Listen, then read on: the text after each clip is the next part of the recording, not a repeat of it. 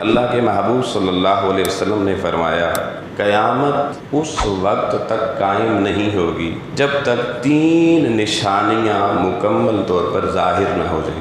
کتنی جی؟ 3 نشانیاں۔ پہلی نشانی فرمایا شرار الناس پیدا ہو جائیں گے، وہ شرار الناس جن جیسے شریر لوگ اس سے پہلے کائنات نے نہیں دیکھے ہوں گے۔ اور حضور علیہ السلام نے ان کی علامت ساتھ بیان فرمائی۔ آپ نے فرمایا کہ وہ شریر الناس جب نسل اور وہ قوم دنیا پہ راج کرے گی تو انہی طبقوں میں سے اسی شرار الناس میں سے لوگوں کا ایک گروہ جمع ہوگا ایک مقام پر۔ لوگ کھڑے ہوں گے، آپس میں گپ شپ کر رہے ہوں گے کہ ان کے پاس سے ایک خاتون گزرے گی۔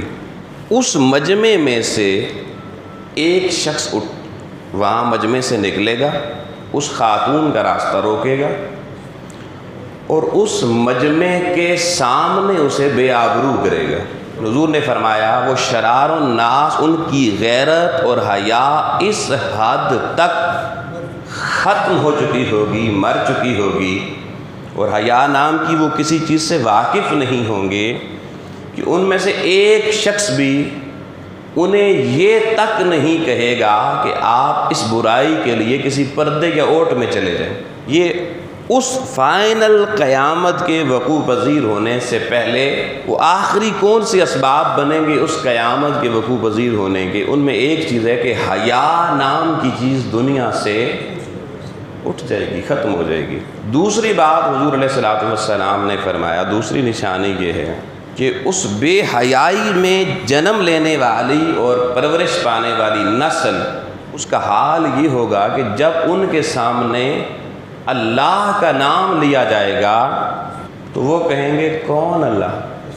ان کو جب خدا خوفی کی طرف متوجہ کیا جائے گا وہ کہیں گے کس کا خوف؟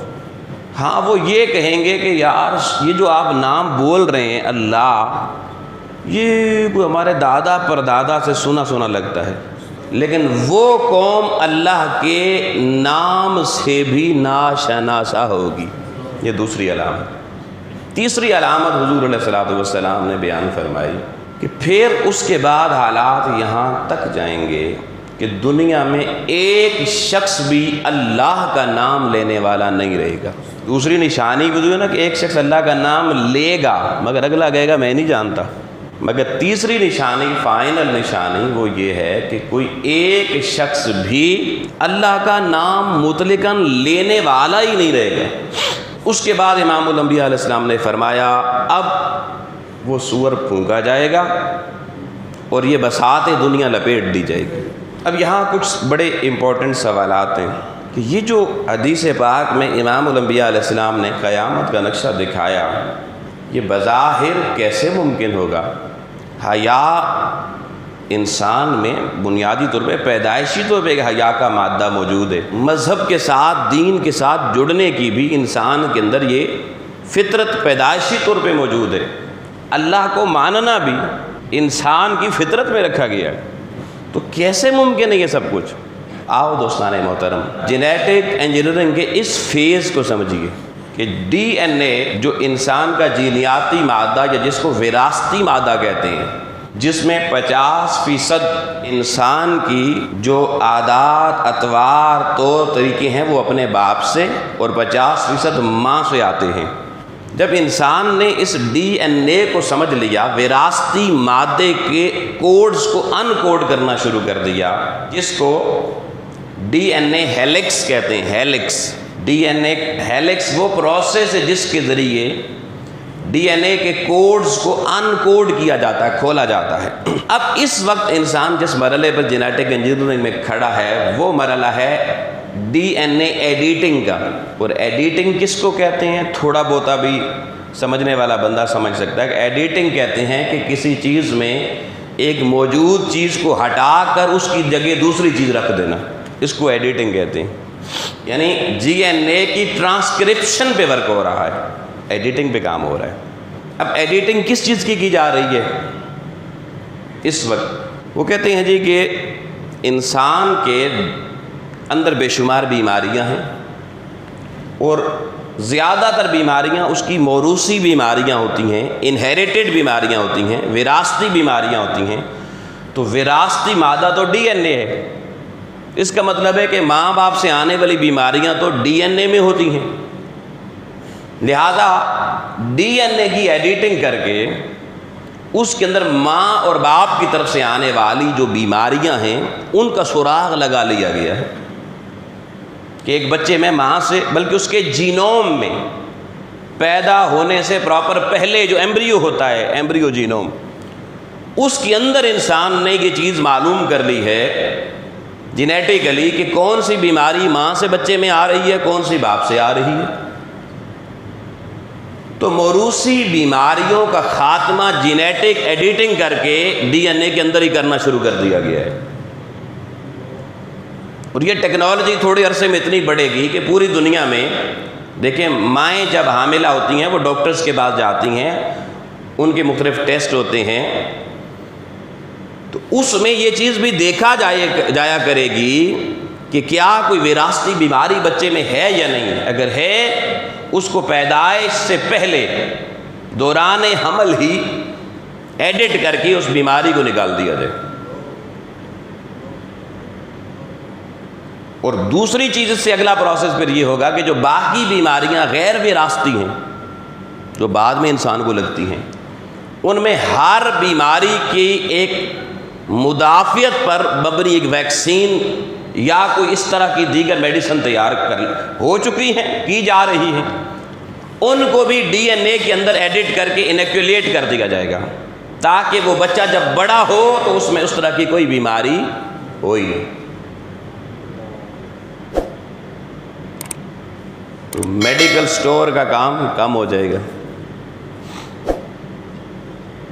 یہ جب اس پہ انسان کامیاب کچھ ورک کر چکا ہے، کچھ کرنے والا ہے، اب انسان اس وقت ایک اگلا دماغ تیار کرنے کے لیے اہل مغرب پراپر کام کر رہے ہیں۔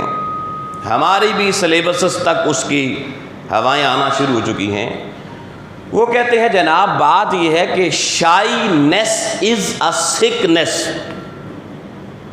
یہ جو شرم ہوتی ہے نا، شرم، یہ ایک بیماری کا نام ہے۔ وہ ڈی این اے کی سٹڈی یہ کر چکے ہیں کہ بھائی ڈی این اے میں وہ کون سا پارٹ ہے جس کی وجہ سے انسان حیا والا ہوتا ہے، کس پارٹ کی وجہ سے وہ بے حیا ہوتا ہے۔ ڈی این اے میں کیا ہو تو انسان بزدل ہوتا ہے، اور کیا پایا جائے تو بندہ بہادر ہوتا ہے۔ اب جب یہ بات پتہ چل گئی کہ یہ وہ حصہ ہے جس کی وجہ سے انسان میں غیرت ہے، حیا ہے، تو غیرت اور حیا کو شرم کہتے ہیں۔ اور یہ جو جینیٹک انجینئرنگ پہ کام کرنے والے ہیں ان کا عقیدہ تو یہ ہے کہ شائنیس از اے سکنیس، کہ یہ شرم ایک بیماری کا نام ہے۔ اس پہ وہ دلیل دیتے ہیں، وہ کہتے ہیں دیکھیں جی، آپ یہاں بیٹھے ہیں، آپ کو پیاس لگ جائے تو کیا پانی پینے میں کسی بندے کو شرم محسوس ہوتی ہے؟ بندے کو بھوک لگی ہو، کھانا کھانے میں کوئی شرم کرتا ہے؟ بندے کو نیند آ رہی ہو تو وہ سونے میں کوئی شرم محسوس کرتا ہے؟ ان کا فلسفہ یہ ہے کہ بھائی کھانا پینا، سونا اور جنسی ضرورت پوری کرنا یہ انسان کی بنیادی فنڈامنٹل رائٹس ہیں۔ تو جب آپ کھانے پینے سے نہیں شرماتے، جب آپ سونے سے نہیں شرماتے، تو آپ جنسی ضرورت پوری کرنے سے کیوں شرماتے ہیں؟ تو اس راستے میں رکاوٹ انہیں حیا نظر آئے گی، تو لہٰذا وہ یہ کریں گے کہ ڈی این اے کے اندر سے پیدائش سے پہلے جینوم میں سے حیا کا مادہ نکال دیں گے، اور بے حیائی والے مادے کو ڈائلیٹ کر دیں گے، بڑھا دیں گے۔ اور ساتھ ہمارا میڈیا اور دیگر جو ذرائع ہیں مغربی، وہ کیا کریں گے؟ وہ ایسی ڈرامے، ایسی فلمیں، ایسے پروگرامز لائیں گے کہ دیکھیں جی کہ کھانا پینا بنیادی ضرورت ہے یا نہیں؟ جی ہے۔ سونا ہے یا نہیں؟ جی ہے۔ انہیں کہ دیکھیں جنسی ضرورت جیسے جانوروں کی ضرورت ہے انسان کی بھی ضرورت ہے. اگر یہ اتنی حیا والی چیز ہوتی تو اللہ پاک مرغے اور مرغی کو بھی کہتا کسی پردے میں چلے جاؤ. اللہ تعالیٰ کسی بھیڑ اور اس کے بکرے اور بکری کو بھی کہتا کسی حیا کی طرف چلے جاؤ. تو جب سارے جانور ہماری آنکھوں کے سامنے سب کچھ جنسی ضروریات پوری کر رہے ہیں تو انسان کیوں شرما رہا ہے؟ جیسے میرے جسم میری مرضی پہ پروگرام چلے اس پہ بھی پروگرام چلیں گے. اور بچے پیدا ہی کیوں کہ بیسیکلی میوٹیشن سے ہو رہے ہوں گے. تو حیا نام کی چیز دنیا سے اب جب یہ چیز اٹھے گی نا تو اس کے مقابلے میں مذہبی لوگ آئیں گے. وہ کہیں گے خبردار ایسے پروگرام بند کیے جائیں. حیا جزو ایمان ہے. وہ حدیثیں پڑھیں گے کہ حضور نے فرمایا الحیاء کلہ خیر، کہ سارے کا سارا خیر تو صرف حیا میں ہے. الحیاء شعبۃ من الایمان، الحیاء شعبۃ من الایمان، کہ حیا ایمان کا حصہ ہے. اب یہ جو مذہبی لوگ رکاوٹ بنیں گے وہ اس کا حل ڈھونڈیں گے. وہ کہیں گے اب ڈی این اے میں مزید تحقیق کرو اور یہ جو مذہب سے محبت کرنے والا عنصر ہے یہی نکال دو. تو حیا کے بعد نکالنے کے بعد اگلا ٹارگٹ انسان کی طبیعت میں اپنے اللہ سے محبت کرنے کا جذبہ اور دین و مذہب سے محبت کرنے کا جذبہ یہ نکالا جائے گا. اور یہ کام آلریڈی ہو چکا ہے. یہ نہ کہنا کہ یہ بھی ہونا ہے، آپ پر صرف امپلیمنٹ ہونا رہتا ہے. بہت کچھ امپلیمنٹ ہونے کی تیاریاں ہو چکی ہیں.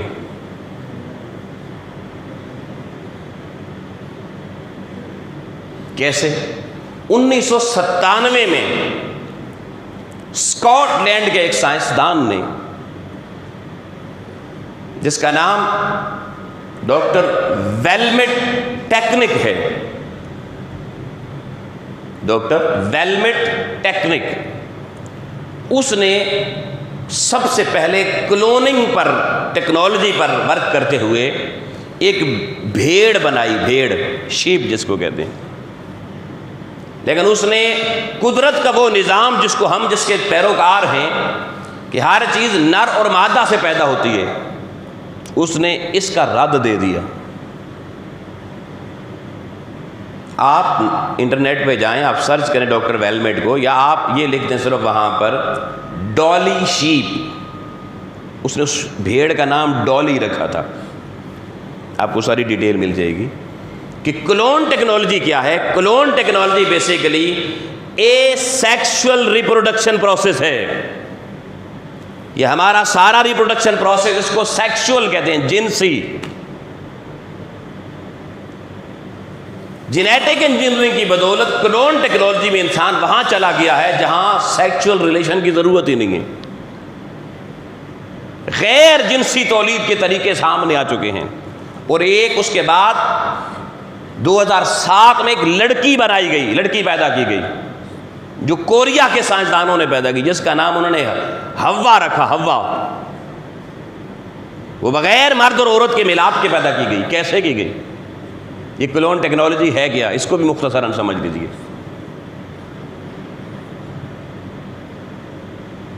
اس میں ایک جو عورت ہوتی ہے اس کے اندر تو بیضہ جو انڈا موجود ہوتا ہے بچے کی پیدائش کے لیے وہ تو وہی لیا جاتا ہے، لیکن اس کے باقی کسی باڈی پارٹ سے بھی کوئی ایک ڈی این اے کا سیل لے لیا جاتا ہے، جس سیل کی میوٹیشن اس بیضے کے ساتھ کروائی جاتی ہے اور اس کے نتیجے میں کوہیرنٹ بالکل اس عورت کی شکل جیسی ایک دوسری شکل تیار ہو جائے گی اور ہوگی رحم مادر کے اندر 9 مہینے میں ہوگی، لیکن مرد کے فیوژن کے بغیر ہوتی ہے. اس کو اے سیکشول ریپروڈکشن کہتے ہیں.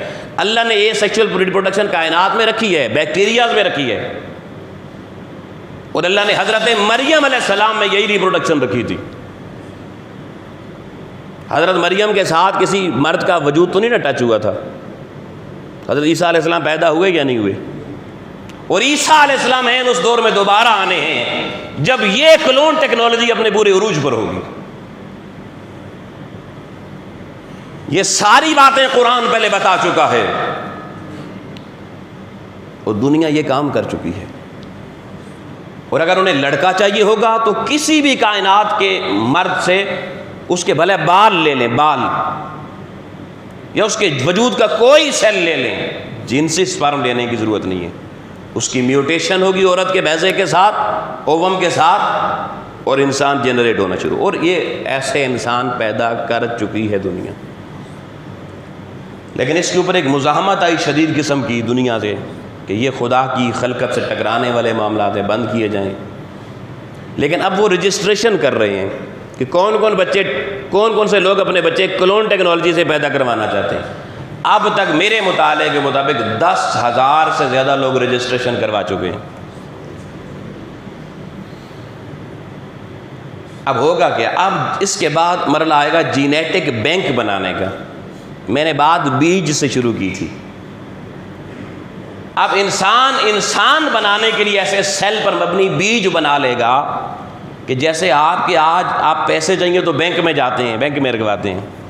انسانوں کے جینز کے بیج بینکوں میں رکھے ہوں گے، جینیٹک بینک میں، وہ میڈیکل بینک ہوگا. اور دنیا کو ترغیب یہ دی جائے گی کہ بھائی عورت مرد کی غلامی کیوں کرے. یہ کام جو آج شروع ہوا ایسے نہیں ہوا. عورتوں کو خود سر بنانے کا حضور نے فرمایا نا، قیامت میں عورتیں بڑی خود سر ہو جائیں گی. بنایا جا رہا ہے.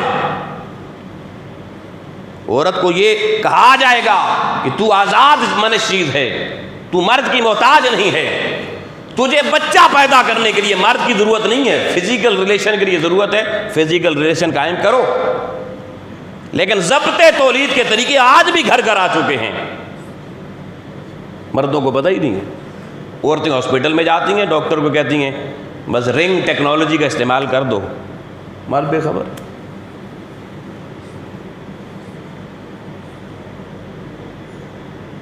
اب صرف عورت کی ایک محتاجی رہ گئی ہے بچہ پیدا کرنے کے لیے مرد کے ساتھ رہنا. جینیٹک بینک آنے کے بعد وہ محتاجی ختم ہو جائے گی. اور یہ کہا جائے گا، بلکہ مردوں کو بھی ترغیب دے گی، وہ بے حیا نسل جب پیدا ہو جائے گی انہیں کہا جائے گا بھائی آپ شادیاں کریں، فزیکل ریلیشنز قائم کریں، لیکن بچے نہ پیدا کریں. جس کو بچہ چاہیے ہو تو ایک میڈیا اور دیگر اس وقت کے سورسز کے ذریعے، کمیونیکیشن کے ذریعے دنیا کو یہ باور کرایا جائے گا کہ ہر شخص کو صحت مند بچہ چاہیے یا نہیں. مجھے بتائیے جی کون بندہ جو کہتا ہے مجھے بیمار بچہ چاہیے؟ پھر وہ کہیں گے کہ آپ کو خوبصورت بچہ چاہیے یا نہیں؟ ہر بندہ کہتا ہے مجھے خوبصورت بچہ ملے، صحت مند بھی ہو، خوبصورت بھی ہو. پھر تیسرا اعلان ہوگا بھئی بیماریوں سے پاک بچہ چاہیے یا نہیں؟ وہ کہیں گے بیماریوں سے پاک بچہ بھی چاہیے. اب ان 3 چیزوں پر ہر بندے کا اتفاق رائے ہے آلریڈی. ہر بندہ کہتا ہے بیماریوں سے پاک بچہ ہو، خوبصورت بچہ ہو، اور جس طرح کا رنگ شکل چاہیے وہ بھی ویسی ہو. تو پھر ساتھ کہا جائے گا کہ اس طرح کا بچے کے ساتھ ساتھ کیا آپ چاہتے ہیں کہ آپ کا بچہ آئنسٹائن جیسا ہو، نیوٹن جیسا ہو، شیکسپیئر جیسا دماغ ہو، یا جن لوگوں نے دنیا میں نوبل پرائز لیے ہوئے ہیں ان کے دماغ جیسا اس کا دماغ ہو.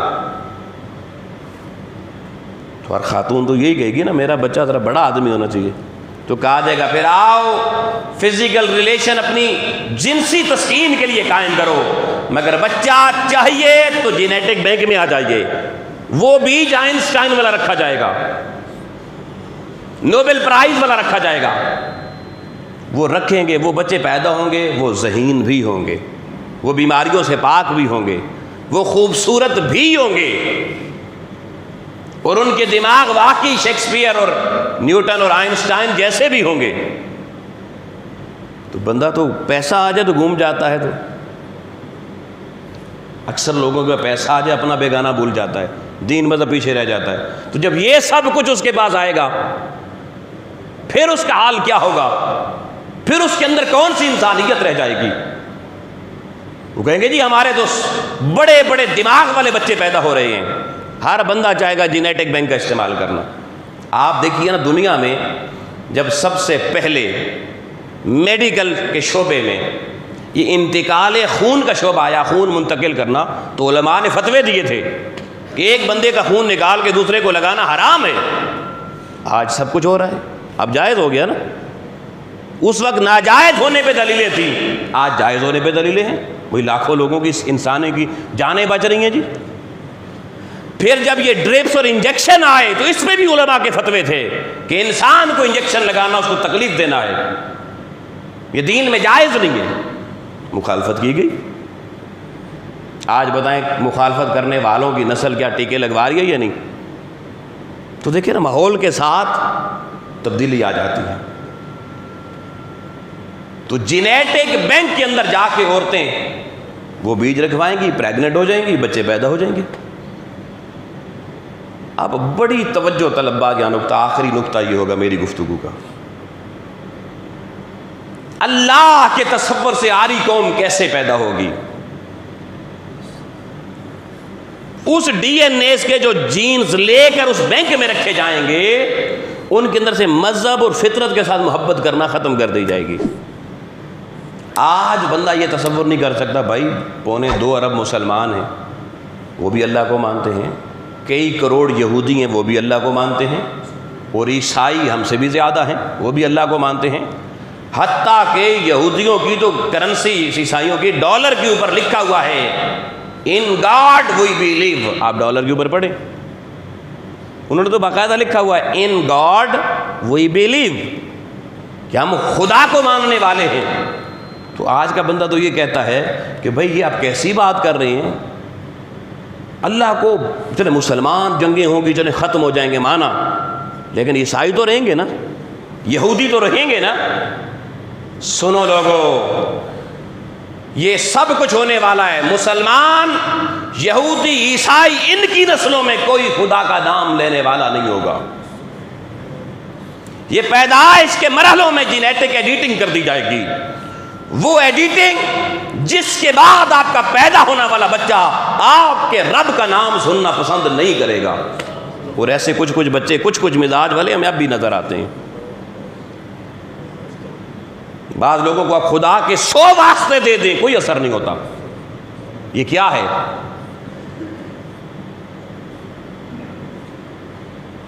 ہم بڑے خطرناک موڑ پر آ کھڑے ہوئے ہیں دوستان محترم، ہماری نسلوں کا مستقبل بڑا خطرناک ہے۔ اے اہل ایمان، اللہ قرآن کی سورہ حج میں پکار کے کہہ رہا ہے لَهُدِّمَتْ صَوَامِعُ وَبِيَعُ وَصَلَوَاتُ وَمَسَاجِدُ۔ فرمایا یہودی اپنی خانقاہیں ویران کر چکے ہیں، برباد ہو گئیں، عیسائیوں کے گرجے برباد ہو گئے،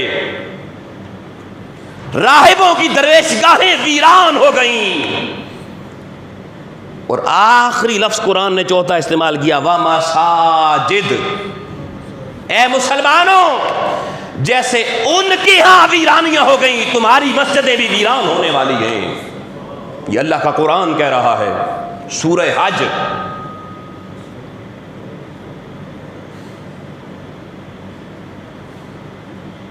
اے مسلمان، جاگنے کا وقت ہے۔ اللہ رسول کے بتائے ہوئے فرمان کو کانوں سے نکالنے کا نہیں، کانوں میں ڈالنے کا وقت ہے۔ اللہ نے تو پہلے کہہ دیا یہ سب کچھ ویرانیاں ہونی ہیں، اور دنیا اس پر ورک کر کے یہاں تک پہنچ چکی ہے۔ تو جینیٹک بینک کے تھرو پیدا ہونے والا بچہ وہ دین سے بھی نفرت کرتا ہوگا، وہ اللہ کے نام سے بھی نفرت کرتا ہوگا، اور اس کا اثر ظاہراً پہلے پھیلایا جا چکا ہے۔ آپ مجھے دیکھیے کتنے بچے ہیں جو آپ کے جو مولوی نام کے ساتھ محبت کرتے ہیں۔ کیا مولوی کا لفظ مذاق نہیں بنا دیا گیا؟ کیا مولوی کو اس معاشرے کا تانا، کیونکہ وہ مذہبی آدمی تھا نا، اس کا تعلق خدا کے ساتھ تھا، جو تو ہمارے گھروں میں ہو رہا ہے۔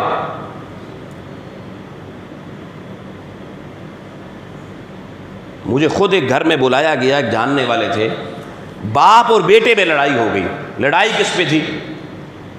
کہ باپ یہ چاہتا تھا کہ میرا بیٹا حفظ قرآن کرے، علامہ بن جائے، اس کے بیٹے نے کہا جی میرا باپ میرا مستقبل تباہ کرنا چاہتا ہے،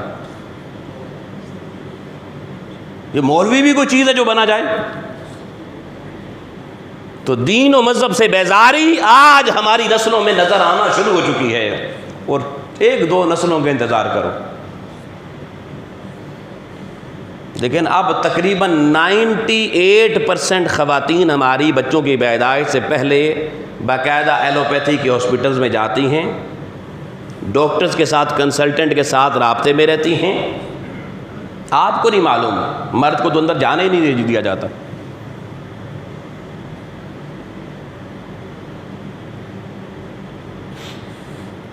وہاں کیا ہوتا ہے خدا جانے، اور ہر ایک کو میڈیسن اتنی پکڑا دی جاتی ہیں، کھاتے رہو۔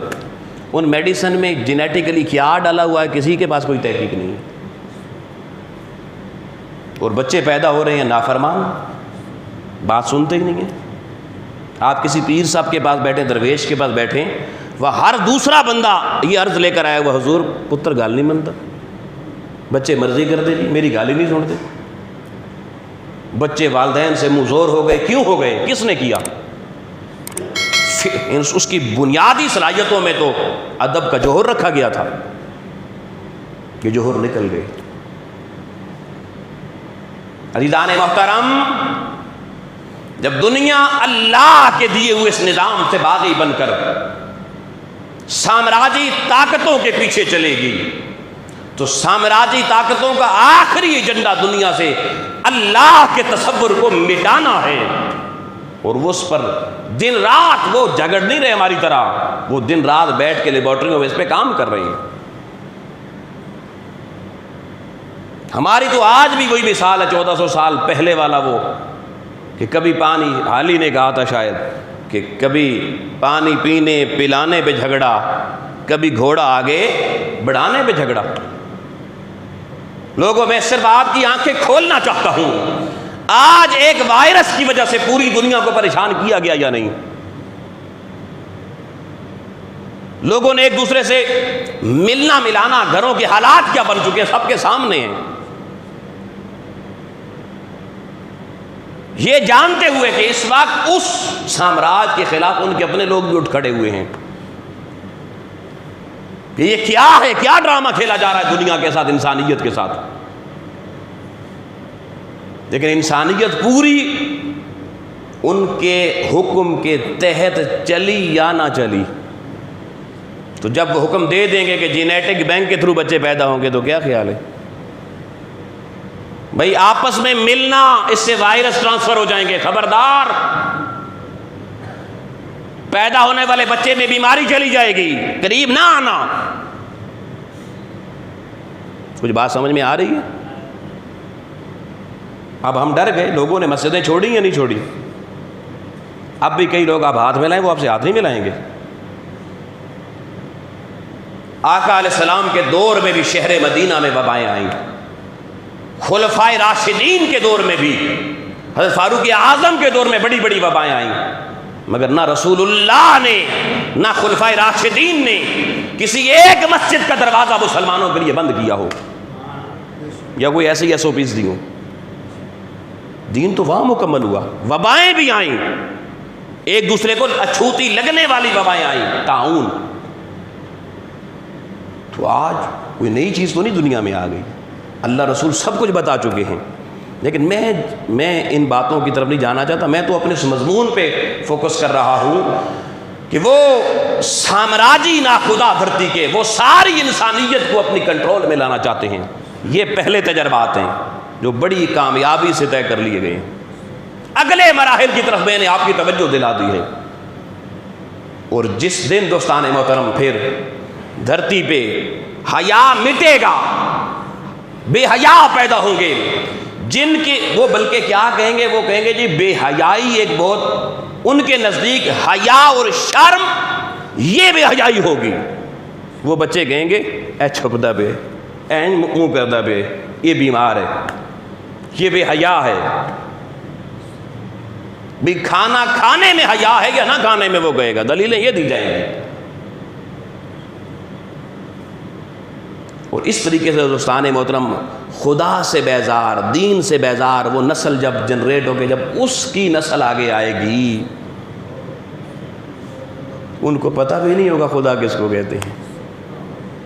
اور جب ساری دنیا میں وہ نسلیں وہ حکومت سنبھالیں گی، وہ اقتدار سنبھالیں گی، ان کا نظام دھرتی پہ چلے گا، دھرتی پہ کوئی ایک بھی شخص ایسا نہیں رہے گا، ان کی جنگ ہوگی اس آخری شخص کو بھی ختم کرنا جو اللہ کا نام لیتا ہے. اور دھرتی پر ایسا ہوگا، اور جس دن وہ آخری اللہ کا نام لینے والا شخص اس روئے زمین سے مٹے گا، اس دن اللہ پاک اذا الشمس کورت واذا النجوم انقدرت دھرتی کی بساط لپیٹ دے گا اور قیامت آ جائے گی. اللہ کہے گا اب کوئی میرا نام لینے والا نہیں، اب ختم کرو اس کو. تو آؤ لوگوں، کم از کم مسلمان کو یہ کہا گیا ہے کہ یہ نہیں تو آنکھیں بند کر کے اس کے پیچھے چل پڑ، تو اپنی کوشش کرے، اپنے آپ کو اور اپنی نسلوں کو بچانے کی فکر کرے، اور اہل حق کو پہچانے خدا را. حضور نے فرمایا اہل حق اس دور میں زمین دوز ہو جائیں گے، ان کی پہچان ختم ہو جائے گی، نکمے لوگ مسندوں کے وارث بن جائیں گے. بہت کچھ ہے جی تو اللہ اور اللہ کے رسول نے ہمیں بتایا ہے. بس دعا ہے اللہ کریم کی ذات ہمیں کم از کم اپنی زندگیوں میں یہ حق کا چراغ یوں ہی عزت و احترام کے ساتھ جلانے کی توفیق عطا فرمائے. اور اللہ پاک ہمیں ان فتنوں سے محفوظ رکھتے ہوئے اپنے دین کے ساتھ، اپنی دی ہوئی شرم و حیا کے ساتھ اور قرآن و سنت کے دیے ہوئے خوبصورت کلام کے ساتھ اپنی زندگیاں گزارنے کی توفیق عطا فرمائے.